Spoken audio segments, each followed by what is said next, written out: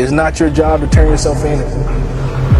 This man committed an armed robbery. Police did arrest him, but they forgot to put him in jail and came back for him 13 years later. Get ready, because this is the crazy story of the criminal the police forgot to put in jail, Mike Anderson.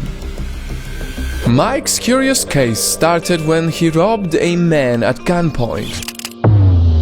He managed to escape with the victim's money, but eyewitnesses were able to take note of his license plate. Shortly after, cops arrested him. He was found guilty of armed robbery and was sentenced to 13 years in prison. And so, Mike embraced the twist of fate that he would no longer be a free man because of his actions. He waited for police to come get him. But as you already know, the police never came. Days turned to weeks, and no one came for Mike. Confused, he even sent a letter to the court telling them his status. He notified the court several times that he was out on bail. Even after he lost his appeals, he filed a document with the court, said in the first paragraph on the first page, "I am not in custody," and gave his home address. This was Mike's first ever encounter with the law. And since he didn't know anything about the process, he relied on his public attorney to decide what to do next. At one point, he wanted to turn himself in,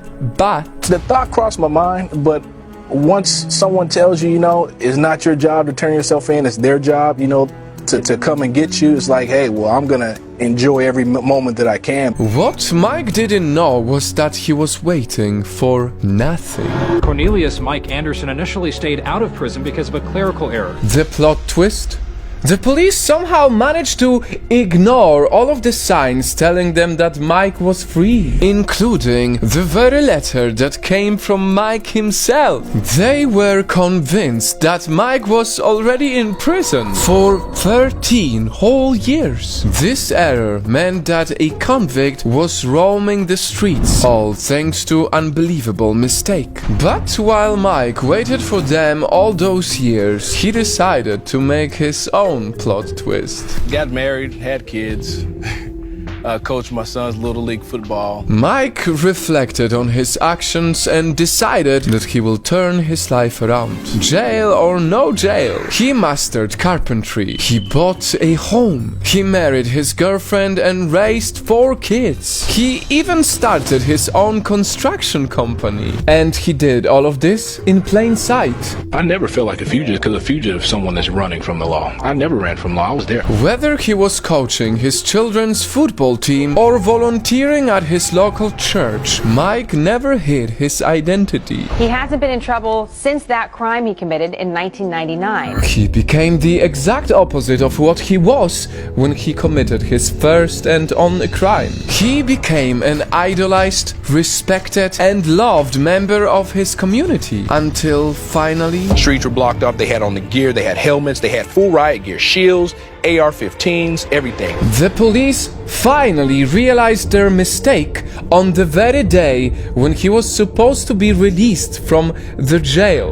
They raided his home and forced him out of his family's arms, who knew nothing about his past because he kept it a secret from them. It's just very hard. And I miss my husband very, very much. My kids miss their father. Mike was finally arrested and was told to serve the 13-year sentence in full. And you won't believe what happened next. Voices all around his community started to speak. This man has done what jail could never do to him. He is not a danger to society. We are much better off with a productive member of society than with another inmate. Many comments like this. Thousands of people petitioned for Mike's freedom, with everyone agreeing that Mike reformed himself outside of jail and that keeping him imprisoned is cruel and unfair. And perhaps the biggest support Mike got was from the very person he robbed 13 years ago. It's about time to let the guy go home. What the state did was their screw up, okay? not his. It was their fault. So, I mean, it's like they're going to try and penalize him for another 13 years? That don't seem right. His attorney didn't stop appealing his case, and after almost a year of being in prison, with tens of thousands of his friends behind his back, Mike stood in front of the judge. And he said, although you have turned your life around, you did something that the criminal justice system couldn't do for you. You rehabilitated yourself. And he says, I'm releasing you. Mike, once and for all, was free. It was one of my happiest days in my life. The judge left him with these words that brought tears to his eyes. You've been a good father. You've been a good husband. You've been a good tax-paying citizen of the state of Missouri. That leads me to believe that you are a good man and a changed man. Good luck to you. It's been quite a long time since I last said it, but I want to repeat it. Bad past doesn't mean bad future. Most definitely, we can all relate to making mistakes in the past. And from those mistakes, we discover the consequences of our actions. We realize that we lie to people. We cheat on people. We hurt people. And these realizations, they hurt us too. So, we remind ourselves to never do it again. May the story of Mike Anderson remind us that anyone, no matter how bad their past was, can turn their lives around.